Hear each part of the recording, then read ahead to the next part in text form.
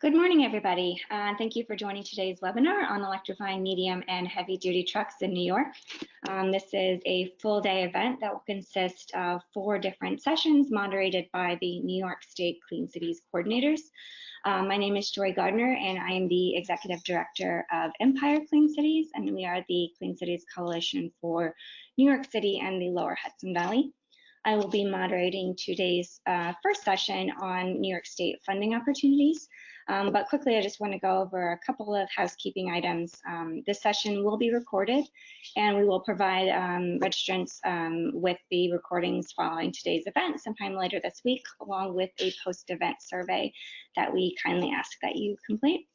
There will also be a brief break after each Q&A between the sessions, and the webinar will stay live, so you are free to either stay logged in or hop in and on and off throughout the day on the sessions that are most relevant to your work. And if you have questions during the session, you can type them into your GoToWebinar control panel. There should be a drop-down that says questions, so feel free to type in your questions as folks are presenting, or you can save them for the end of the session and type them in there.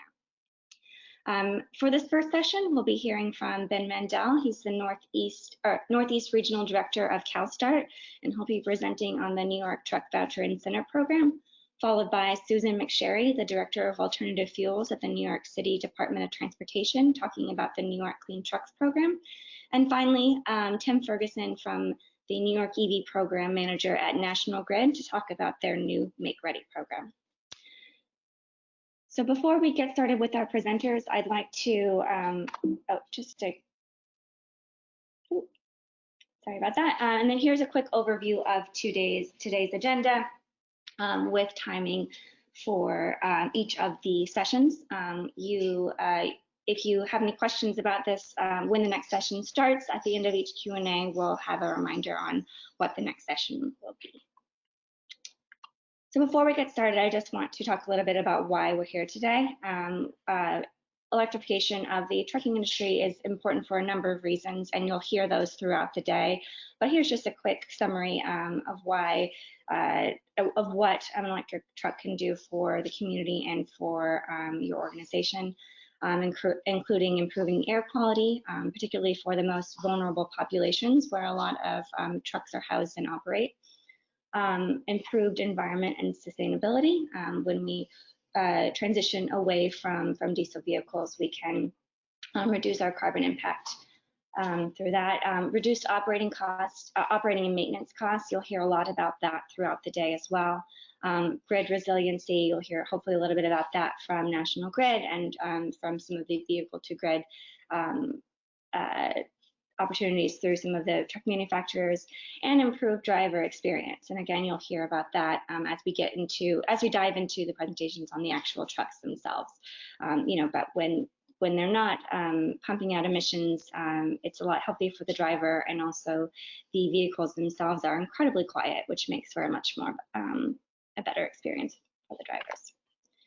So a little bit about your co-host for today.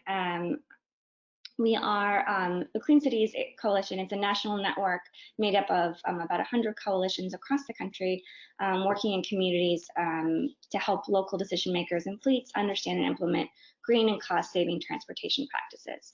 We are a program out of the U.S. Department of Energy. While we're part of this national network, each individual coalition is a little bit different. Some of us are independent nonprofits, like many of us on the call today. Some of us are housed within a larger organization, like a university or government agency, or the American Lung Association. And there are 6 Clean Cities coalitions in New York State, and you'll be hearing from us on the different sessions today. Again, we are Empire Clean Cities, and we're in New York City in the Lower Hudson Valley. We also have a coalition in Western New York, in Rochester, the greater Rochester area, Central New York and Syracuse, and the Capital District in Albany, and our neighbors to the east in Long Island. What we do is we foster economic, environmental, and energy security. We work locally to advance affordable and domestic transportation fuels, including electric vehicles. So just a quick snapshot of our portfolio. I won't dive too much into this because today our focus is electrification, but we do focus on alternative fuels within the light, medium, and heavy duty vehicles. And we'll be talking today about medium and heavy duty. Alternative and renewable fuels and infrastructure. Today we're talking about electricity, but we do work with all of the alternative fuels. We also work a great deal with idle mitigation and new mobility choices and emerging transportation technology. So some things that we do and that we can help you with in your work. We connect fleets to fuel providers, industry partners, and resources, much like we're doing today. We offer training and access to technical assistance. So, once you make your transition to an electric vehicle, we can help you through that process. And if you come up any hiccups along the way, we are here to help you. We identify funding and incentive opportunities to make the transition more affordable for you. And we provide education and outreach to decision makers, fleets, and the public, much like this webinar today. And in non-COVID times, we do a lot of in-person events as well. We also help to collect and analyze regional data. That includes data from alternative fuel vehicles, charging infrastructure stations throughout the state, and things to that nature, as well as fuel prices. And we also do a lot of fleet recognition. So, once you make the transition to an alternative fuel, we want, your fleet's commitment to a healthier community to be recognized. And a couple other quick things before I pass it over to Ben. We offer a number of tools and resources to help you calculate your cost savings and emissions reductions as you transition to an electric vehicle. One of the big tools we use is A-Fleet. It's an alternative fuel life cycle environmental and economic transportation. Bit of a mouthful, which is why we call it A-Fleet. And it examines both the environmental and economic costs and benefits from switching to alternative fuel vehicles. So we can take the vehicles that you currently own and give you sort of an estimate for what emissions you could reduce and costs you could save by transitioning to an electric, medium, or heavy duty truck. And same thing with the heavy duty emission calculator. This also takes into consideration the environmental mitigation funding and scrappage requirements that you'll hear in just a second from Ben and Susan. So without further ado, I'm going to kick it off to our first presenter, Ben Mandel, the Northeast Regional Director of CalSTART, and he's going to talk about NYSERDA's New York Truck Voucher Incentive Program. So thanks so much, Ben, and take it away. Thank you, Joy. Really appreciate the opportunity. I want to thank all the other Clean Cities and Clean Communities groups in New York State as well. You all play a really critical role in raising awareness through events like these, but also your relationships and networks. And I want to say we've been working with Barry and Joy on solidifying partnerships so that we can get more of the word out there through the Clean Cities networks about available incentives like the New York Truck Voucher Incentive Program. So as Joy said, I'm Ben Mandel. I lead the work in the Northeast for CalSTART, which is a national nonprofit clean transportation technology consortium. And I'm here today to speak on behalf of this NYSERDA program. We are on a big program team. It takes a lot of cooks in the kitchen to get it done on a program like this, but it really has been one of New York State's flagship programs that helps New York State be a leader on truck electrification in particular. If you go to the next slide, please. For those not familiar with the New York Truck Voucher Incentive Program, though it has been around in some form since 2014, essentially what it is, some of you may be familiar with a similar program in California called HVIP. It provides a point of sale purchase incentive to basically bring the cost of all electric or alternative fuel trucks and buses more in line with the cost of comparable diesel vehicles. And so that kind of gets at the upfront cost barrier, which is the most prominent or kind of obvious obstacle to adoption for fleets looking at newer technology, more efficient vehicle technology. And in order to make that point of sale feature move forward, we basically work through a network of dealers. So it works through the existing sales channels for commercial vehicle sales. So dealers are the ones who are responsible for submitting applications, marking down the cost of a vehicle by the eligible voucher amount, and then submitting all of the documentation, fulfilling the vehicle project and sale, and collecting reimbursement at the end. So it is certainly a dealer-mediated process, and we rely on dealer networks throughout New York State to get the job done. The other point I want to note at the start is that unlike in the first iteration of this program, which was live from 2014 through the middle of 2018, there is now a scrappage requirement. So, I think the function of this first session of the day is to focus on various programs that are utilizing funds from New York's Volkswagen settlement. So this is just a feature of using funds from the federal Volkswagen settlement or New York State's allocation of those funds, which is $127 million total, a portion of which is going to capitalizing the New York Truck Voucher Incentive Program. And so using those funds, we were able to get the program back up and launched in late 2019. And I'm pleased to share some of the updates of the progress we've achieved to date since then. Next slide, please. So just to share a bit of history with you all, at this point, we're nearing or probably have even surpassed the 600 vehicle threshold in terms of projects supported through New York Truck Voucher Incentive Program funding since its inception in 2014. Historically, a lot of those were hybrid vehicles. A number of diesel particulate filters were installed in the first round of the program. Those DPF technologies are no longer offered through the program. We've deemed that technology has kind of advanced toward a later stage, so there are no diesel to diesel replacements funded through the voucher program this time around, at least through the NYSERDA program. And you'll notice the EV line item historically was fairly modest. 18 fleets had participated, 65 vehicles, and a total of $5.7 million were dispersed the first time around, and that was comprised of a variety of projects. Some were school bus, some were transit bus, others were kind of shuttle bus and cargo van.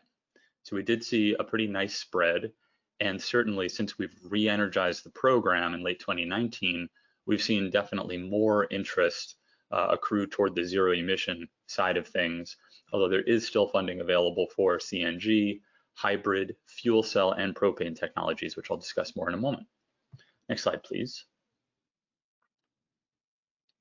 So as mentioned, funding is available through this program for vehicles in class 3 through 8, although I will note class 3 technology, class 3 vehicles must be battery electric in order to qualify, and that's because we have funding in addition to VW settlement funding from the Federal Highway Administration's CMAQ program.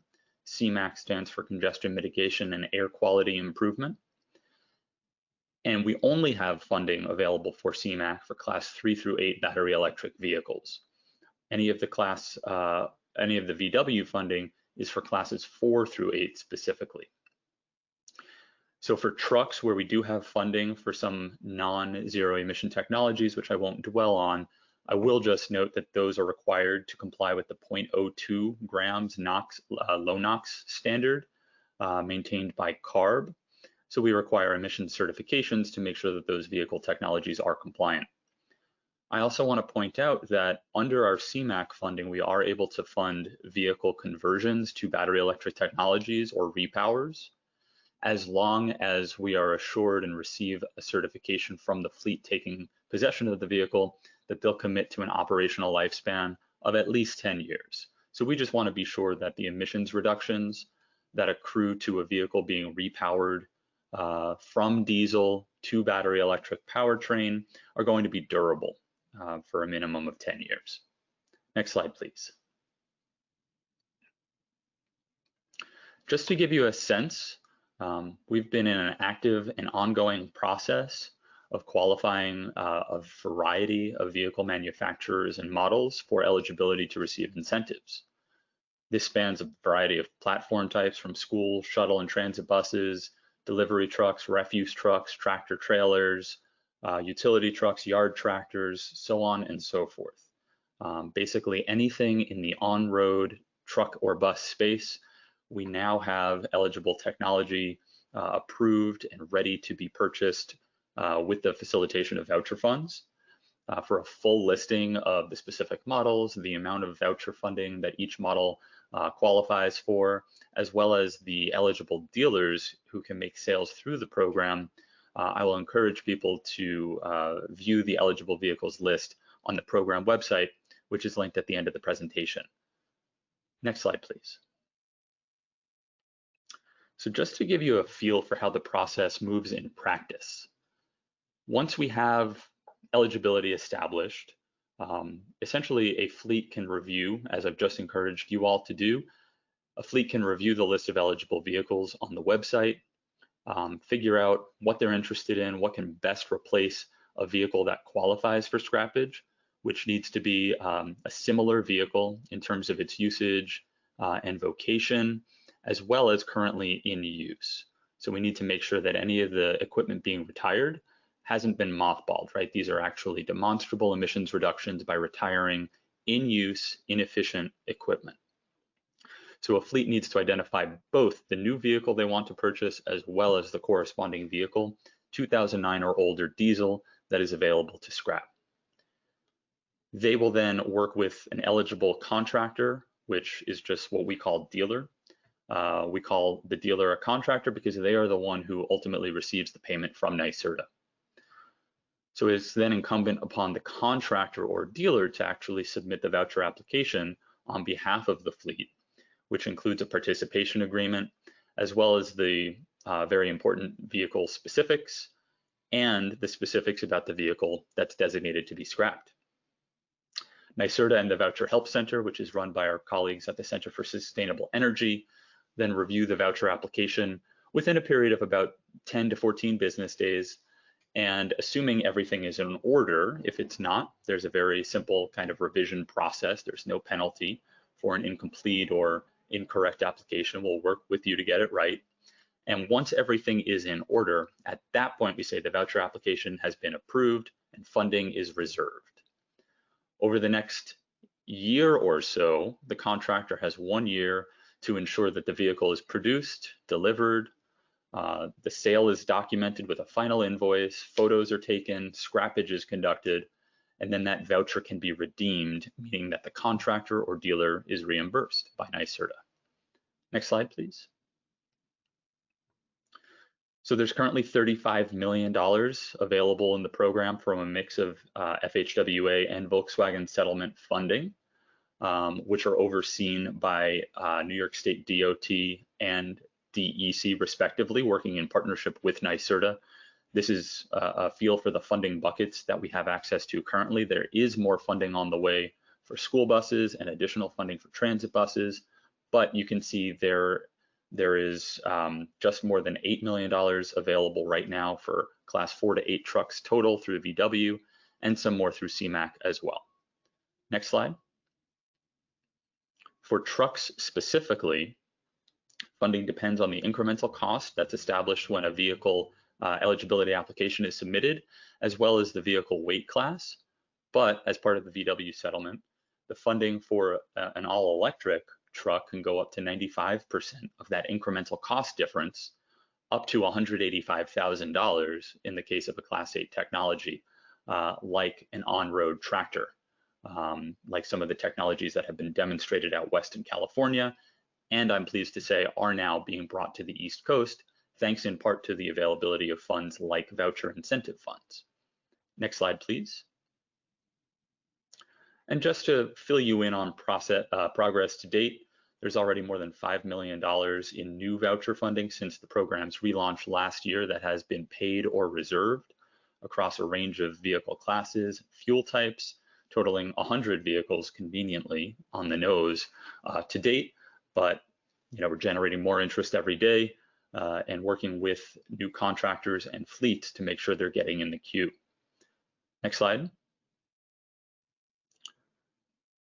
So I'm happy to talk through the mechanics more, and I'm sure Susan and I will bounce off one another and complement each other as well. But I do want to mention one exciting development, which is that as of July, the New York State Public Service Commission, the utility regulator, has authorized $15 million in Make Ready funding, which basically reduces the capital expenditure that fleets need to incur in order to provide charging infrastructure to accommodate new buses or trucks at their facilities. And as a precondition to receiving that make-ready funding, fleets need to demonstrate that they are pursuing and have secured vehicle incentive dollars through either the voucher program statewide or the New York City Clean Trucks program, which Susan is about to discuss. And this is incremental to $9 million authorized for fleet make-ready through Con Edison's 2019 rate case that was finalized in January of this year. So essentially what I want to convey is stay tuned for more information on this. Our team is working with the New York State utilities to systematize a process for streamlining workflow, communicating where the sort of handshake points need to be, where our programs can communicate to create a more seamless experience for fleets, for their dealers, for their electrical contractors, so that as soon as you're eligible or you've been approved for voucher dollars, we can get you in the door for infrastructure incentives as well, if upgrades will be necessary, and hopefully make it easier for fleets to go electric in New York State. Contact information is on the next slide. I want to encourage folks to navigate to the New York Truck Voucher Incentive Program website that is linked here. Hopefully these slides will be circulated and you can click the link. The Voucher Help Center is always available as your first line of questioning on program specifics, vehicle eligibility, contractor eligibility information. That's nytvip@energycenter.org. And I'm also available anytime as the lead responsible for outreach and technical assistance on the program. I look forward to the discussion. Thank you very much. Great, thank you so much, Ben. Next up, we have Susan McSherry from the New York City Department of Transportation to talk about the New York Clean Trucks program. Susan? Hi, good morning, everybody, and thank you for having me on the presentation today. So I just wanted to talk to you. Thank you, Ben, also for that teeing up of the sort of the big picture and the statewide program. New York City has been able to carve out a specific allocation of VW funding for the New York City section, I guess, of New York State. And this funding will be sort of specific to industrial business zones throughout New York City. Next slide. So first of all, I'd like to just, draw your attention to the top line of these slides. The New York City Clean Trucks program is really an expansion of the Hunts Point Clean Trucks program, which New York City DOT has been program managing for a number of years now.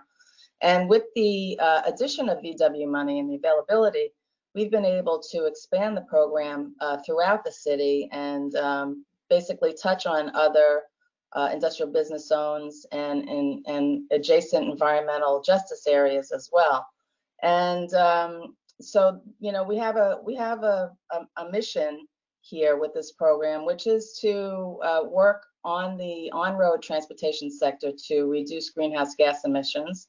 The city's committed to reducing the greenhouse gas levels 40% from 1990 and by 2030, and 80% by 2050.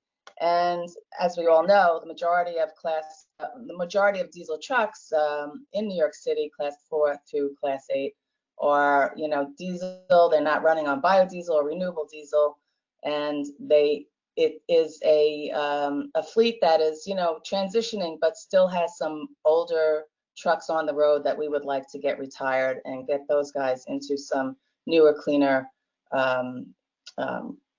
freight vehicles. So diesel emissions include, carbon dioxide, particulate matter, NOx or nitrogen oxide, and particulate matter and NOx are harmful to human health, and carbon dioxide contributes to climate change. So getting these old trucks off the road will really make a difference in the transportation sector in terms of its contribution to reducing, overall the negative impacts of freight. And deploying electric and alternative fuel trucks helps reduce the negative environmental impacts of vehicles that typically operate on diesel. Next slide. So New York City Clean Trucks program is being offered by DOT to promote sustainable transportation and a cleaner environment for New York City. And funds are allocated from the federal Volkswagen settlement. The truck program offers rebate incentives similar to the voucher incentive program to reduce diesel exhaust emissions by replacing older, heavy polluting diesel trucks with new battery electric or EPA emission compliant alternative fuel vehicles, as well as diesel trucks. That's one of the differences between the voucher incentive program and the New York City Clean Trucks program, is that we've continued to maintain the ability to replace diesel trucks with newer, cleaner diesel engines as well. So fleets are able to secure funding between $12,000 up to $185,000 per truck, depending on the fuel type and the truck class size. And these incentives are, intended to ease the financial burden of purchasing new trucks, provide cleaner, more efficient technology that produce fewer harmful emissions, and that would really mean less emissions and a healthier and cleaner New York City. Next slide, please. So diesel settlement funding, comes through, as Ben had mentioned earlier, through the Volkswagen Consent Decree, which is administered by Wilmington Trust throughout the country, nationally. And for New York State and New York City, that funding basically runs through and is being managed by the New York State Department of Environmental Conservation. The Trust's chief goal is to reduce NOx emissions in the transportation sector, and DEC has directed approximately $9.8 million to the New York City Clean Trucks program to fund these medium and heavy duty replacements. The emphasis is to fund all electric zero emissions trucks. We've sort of been giving this mandate to really direct and try to incentivize and promote the transformation of the heavy duty fleet towards electrification. And in addition to that, there's been, a real emphasis on targeting environmental justice communities that have been historically, subject to disproportionate amount of diesel exhaust emissions. And while Hunts Point gets a lot of the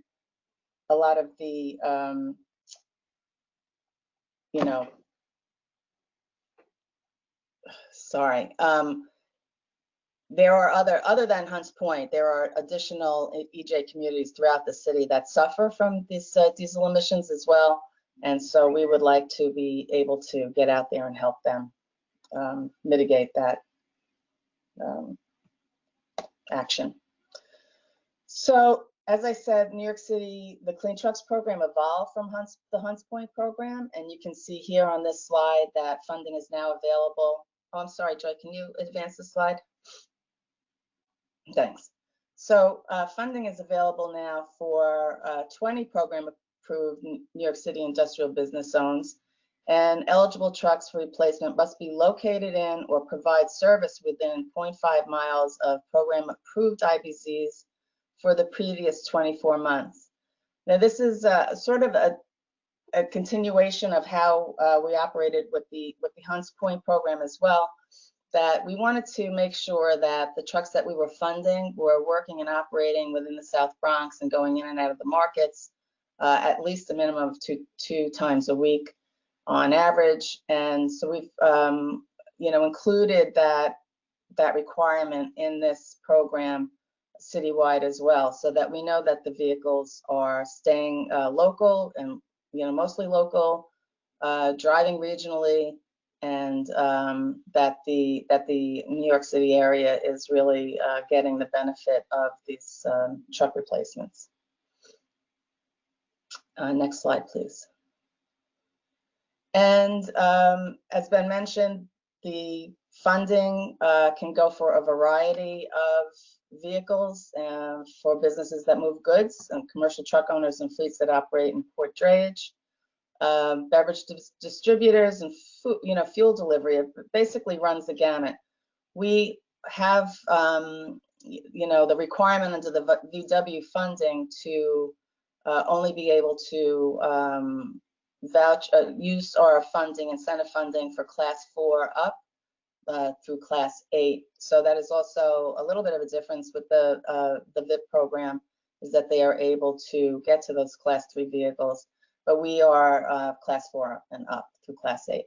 But we have, the ability to fund a variety of these use case scenarios that, are very prevalent in and around the industrial business zones in New York City.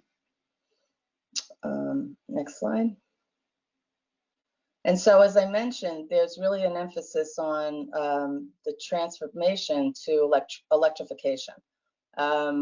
When we went and worked with DEC on this, setting up the funding through VW, we've been kind of required to use the NYSERDA list as well. So if you go to the VIP website, the dealers, the technology type of trucks, and those voucher incentive amounts apply to the the NYC Clean Trucks program as well.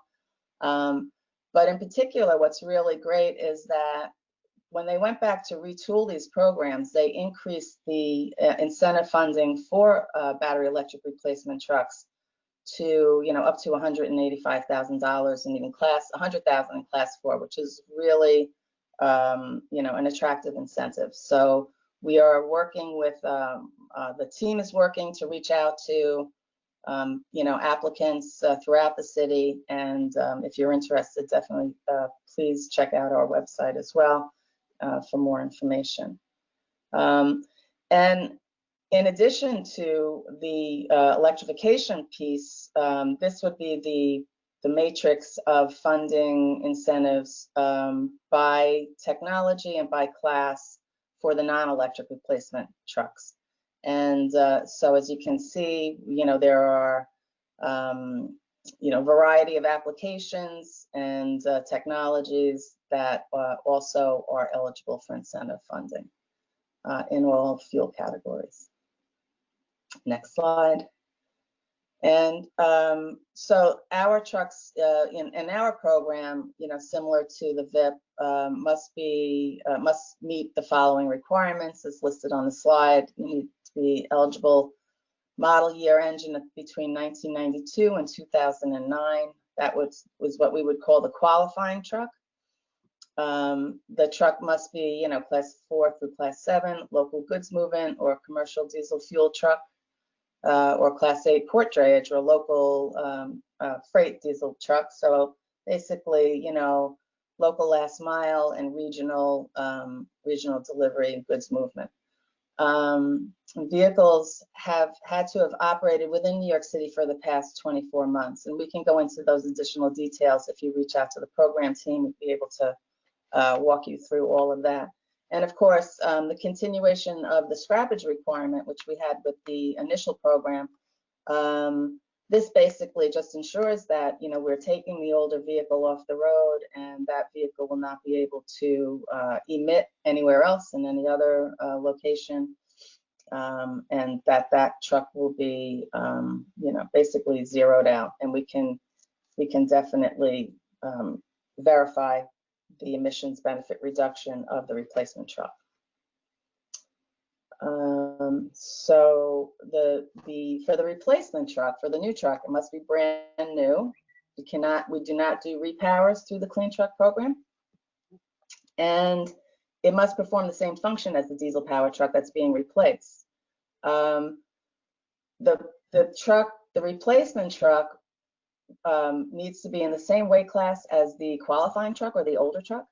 We're working on additional, hopefully we're trying to get some flexibility in that, especially when truck replacements will be electric vehicles, if the weight class can be a little bit flexible in certain categories, but there's more to come on that. We're working with DEC on that.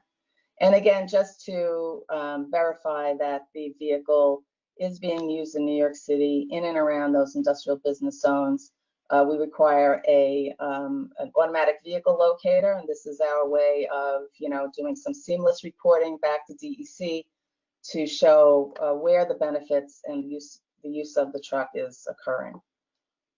And as I said, for regional, the average VMT per year has to be 5,000 miles. The commitment for the program is 5 years, and at least 70% of the total VMT of the truck, of the replacement truck, needs to happen within the tri-state area of New York, New Jersey, and Connecticut.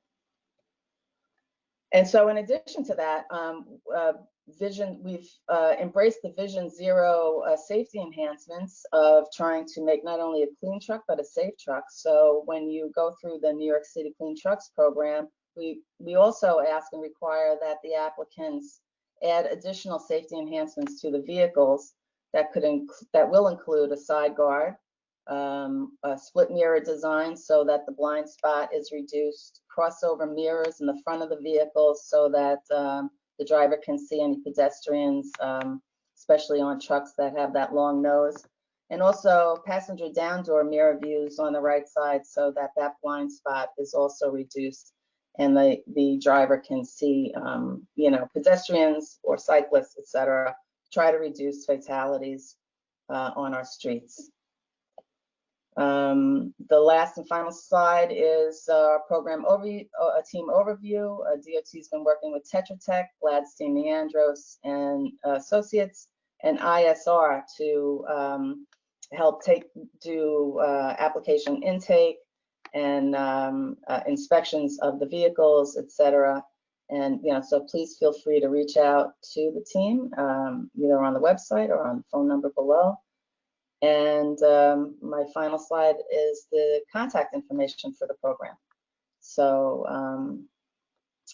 that's it, and thank you. Great, thanks so much, Susan. We'll have some time for questions too, if you have questions for Ben or Susan, and you can we'll also send around their contact information too, so you can have some more information about the programs. Next up, we have Tim Ferguson from National Grid, who will be talking about some of their upstate programs. Take it away, Tim. Can you hear me okay? Yep. All right, thank you. So yes, Tim Ferguson, National Grid EV Program Manager. Ryan Wheeler is here as well to answer questions about the fleet aspect, but I'll be talking about our Make Ready program as well as our fleet programs to support electrification of vehicles. Next slide, please. So why National Grid? National Grid has truly made greenhouse gas reduction a critical goal and vision within their organization. We've aligned our goals, greenhouse reduction goals, with those of the territories that we serve, and we really feel that we provide that backbone to make that happen. We're constantly talking with our customers to understand their electrification needs, and work with them to develop programs around that. We have some additional programs we'll talk about that are current pending in our rate case that we're hoping will get approved outside of the newest Make Ready program that has just been put through the order in July. And we really our goal is to see by 2030 all of our customers in our territory be in contact somehow with an electric vehicle, whether it's transportation fleet, their own vehicle, services being delivered to them, and we really want to support our customers through this journey. Next slide, please. So the statewide program Ben mentioned earlier, it is a $701 million commercial Make Ready program with the goal to deploy 50,000 plus EV charging plugs throughout the state by 2025. So again, that is a statewide program. All the utilities are supporting that program. It is, and I think this is awesome, fantastic part of New York and what New York is doing to support this transition. It is the largest EV program outside of California. I think it's fantastic. Our piece of that is $148 million to support that program by deploying 16,000 plugs and future-proofing infrastructure by 2025, as well as providing fleet service analysis. We're working with local transit agencies for Make Ready program, as well as a medium and heavy duty Make Ready program for fleets. Next slide, please. So what is Make Ready? What is our piece of this, and how do we support it? So the Make Ready program can fund up to 100% of the electrical infrastructure associated with charging stations for approved projects. And we also have a dedicated point of contact, myself as well as others in our organization, to help with that process and streamline customers and contractors through that. And what is supported through this program is the infrastructure required to basically provide power to the EV charging station itself. So that could be utility side infrastructure, it could be transformers, meters, upgrades, new services, as well as the customer side infrastructure, right? Panels, conductors, conduit, trenching, and we will support that piece up to 100%. Based on criteria, there's different levels, 50, 90, or 100%, which we will go into in just a minute, as well as future-proofing infrastructure. For those who don't know what future-proofing is, it basically is oversizing or extending the equipment to support future stations, and which makes it less costly in the future if they add stations. So the program does support that future-proofing infrastructure as well. It's not required, but if the customer decides to do that, we will evaluate those costs and support those costs as well. What we don't cover under the Make Ready program is the charging station itself, but NYSERDA funding, there is NYSERDA funding available to support the station itself, as long as you meet their criteria that they have. That funding can be added to the Make Ready funding, and they can be utilized together to support the costs of that installation of the charging equipment. Next slide, please. So I'm not really going to go through all of this just for timing purposes, but obviously feel free to reach out with additional questions, or if you have situations, we could certainly talk through this. But at a high level, fast chargers within a disadvantaged community that are publicly accessible can get up to 100% of the incentive level for the Make Ready. Level 2 projects within multi-unit dwellings in disadvantaged communities can receive up to 100% for Make Ready. And if you're asking, how do we know if it's in a disadvantaged community, we have a great map on our website where you can plug in an address, and it will show you exactly if you're in that community or not. Outside the disadvantaged community, basically if it's a fast charger or a level 2 charger that's publicly accessible, we can provide up to a 90% incentive for the Make Ready. They also have to have a standardized plug type. Again, it has to be publicly accessible, basically meaning that it can't be a pay to park situation or restricted access. It has to be open to the public. If it is a municipal pay to park situation, we do cover that up to a 90% incentive though. So outside of that, if it's a non-public location, if it's a workplace, it has restricted access, it's privately owned pay to park lot, or if there's a situation that it has proprietary plugs, then we can cover that up to 50%. Again, this is a very high level. There's a lot more details around each of these categories that we can discuss later if you'd like. Again, the incentive levels are based on total project costs, which include the grid side cost as well as the customer side cost as well. Next slide, please. So basically, how does it work? Next step is really, go to our website. You'd have to use an approved contractor for this program. So you'd really link up with one of the approved contractors on our list. They would really be able to help you kind of through the next steps of the process. They would, go to your site, design the job, then you'd apply. The contractor would typically apply for you.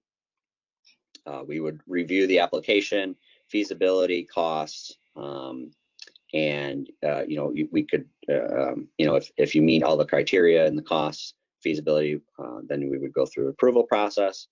The construction would occur from a National Grid perspective, and from a contractor perspective, the site would then be, the stations would then be installed and activated, and then we would, supply either the customer or the contractor with an incentive based on how you choose to have the incentive given to you.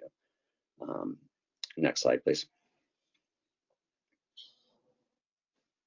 So that's our Make Ready program. The next piece of this is really how does it fit into the overall fleet electrification, right? Kind of the end-to-end process for fleet electrification that we support at National Grid.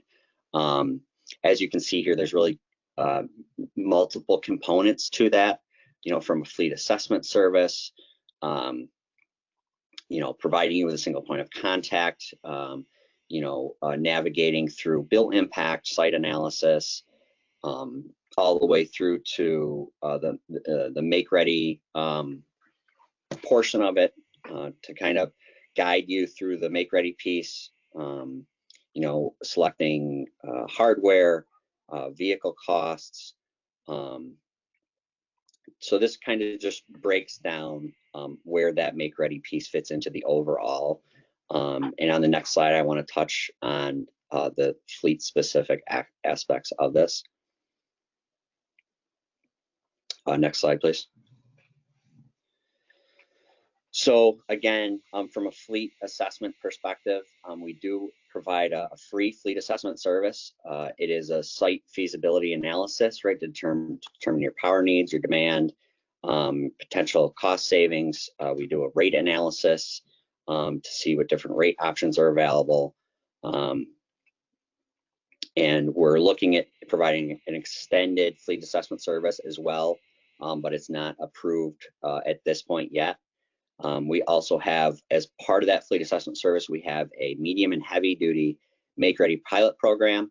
So that's a $6 million program for us at National Grid. It's focused on disadvantaged communities.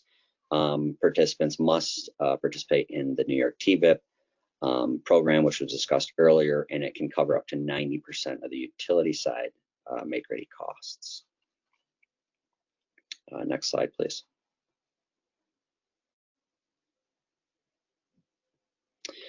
So fleet assessment, there's a few websites here that you can go to. In January, we're launching our EV fleet website, which is going to be solely focused on fleets.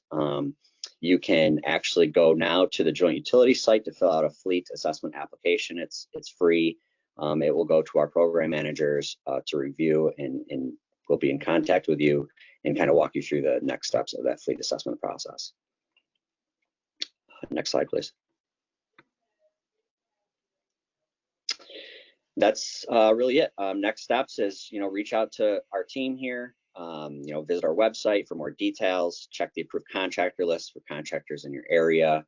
There's a tremendous amount of program benefits we have for fleet electrification and vehicle electrification.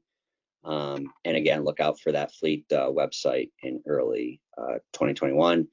We do have an EV specific website that you can visit here for more details, as well as our email addresses. And that's all I have. Thank you.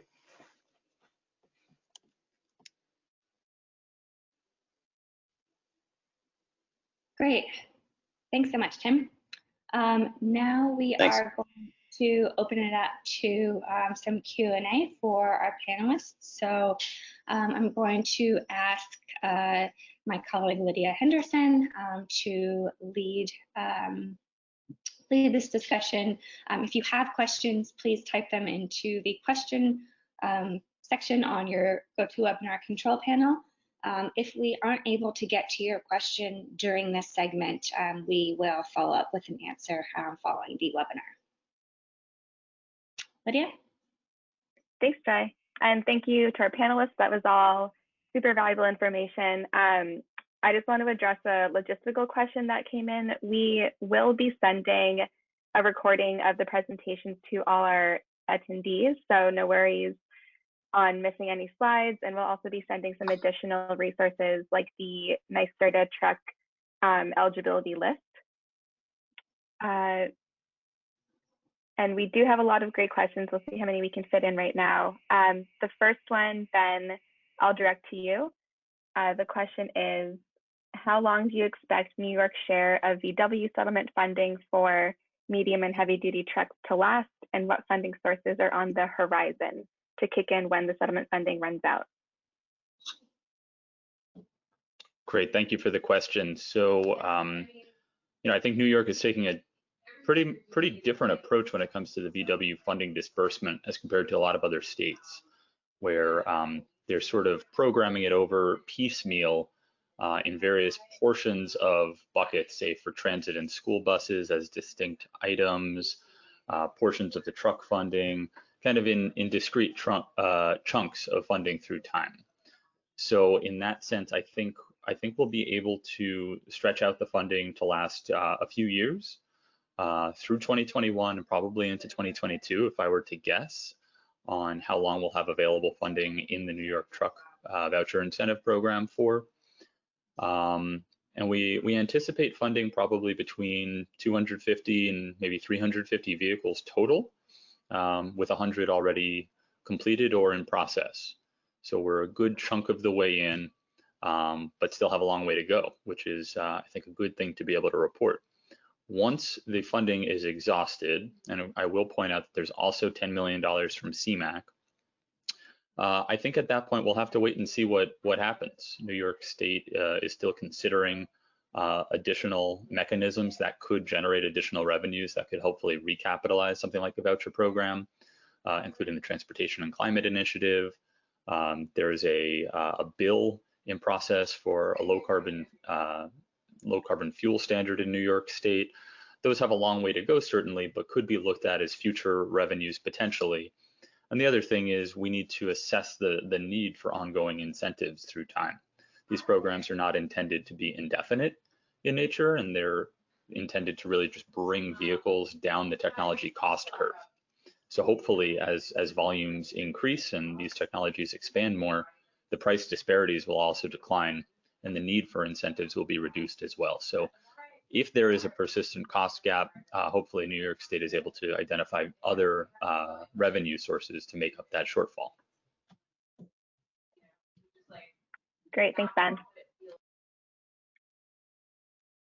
Susan, do we have you on the line? Yes. Hi, Susan. Question for you. Is the New York City Clean Trucks program available for clean trucks that are leased as well as trucks that are purchased? Oh, sure. Yes. Short Great. answer. Yes. We have many, if not most of our truck applications, prior truck applications have been through leasing companies. So we have a good relationship and a good working relationship with a lot of the dealerships in the area. And also, again, working off of the NYSERDA list, we'll be developing relationships with those dealerships as well. Okay, great. Tim, a couple of questions came in for you. I think I'll ask them both, and maybe you can answer them at the same time. The first is, what is the NYSERDA funding program for charging stations itself? And is the money coming from NYSERDA or National Grid? Yeah, that's a great question. The NYSERDA funding is coming directly from NYSERDA. At the moment, as far as I know, it's a $4,000 per plug incentive. It's kind of like a flat rate, $4,000 per plug incentive for level 2 charging or chargers. And yes, that's a separate application through NYSERDA. Okay, thank you.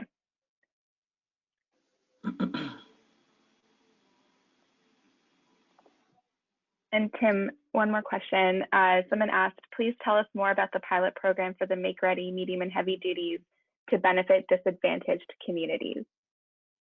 Yeah, so we're still in development with that program. I don't know if Ryan is on the phone. He may be able to speak to that a little better than myself. Ryan is really our fleet guy at Grid, but we're still in development. Yeah, go ahead, Ryan, please. Thanks. Yeah, no, great intro, and yeah, it's a great question. When the commissioners came out with the order over the summer, one of the main goals of the medium and heavy duty pilot program was to enable electrification of these fleets in disadvantaged community areas. And so it is one of the core criteria that we're going to use to select the projects that get the Make Ready infrastructure for those areas. So as Tim mentioned, the overall state has been allocated $15 million, and National Grid's portion of that is $6 million, and we'll be allocating that budget according to with a very distinct focus on those disadvantaged communities. And one quick note there as well is, as Tim mentioned, the vision of electrifying this sector in particular, when you think about the public health benefits of electrifying the urban delivery vehicles of all types, I think there's a very big public health benefit here as well, and that's part of the goals of the order as well. Great, thank you. Ben, back to you. When you partner or market with these dealerships for the NYT VIP, do you also let them know about EV charging incentive programs like National Grid? Yeah, so this is one of the more exciting areas, I think, of this new collaboration that's opened up with the Commission's authorization of Make Ready funds. We have the opportunity to go through utility sales channels and their commercial and industrial customer relationships to make sure they are aware of vehicle incentives, but also vice versa. And I think that'll go a long ways toward solidifying just the prospecting process, where we understand it can be a large impediment. Even if a fleet's interested in electric vehicles, maybe that process chills a little bit when they figure out, well, we also need a whole new infrastructure for refueling those vehicles effectively. So if we're able to centralize that process and streamline it and make the vehicle and the infrastructure availability kind of two sides of one coin, we think that'll improve the customer experience a whole lot.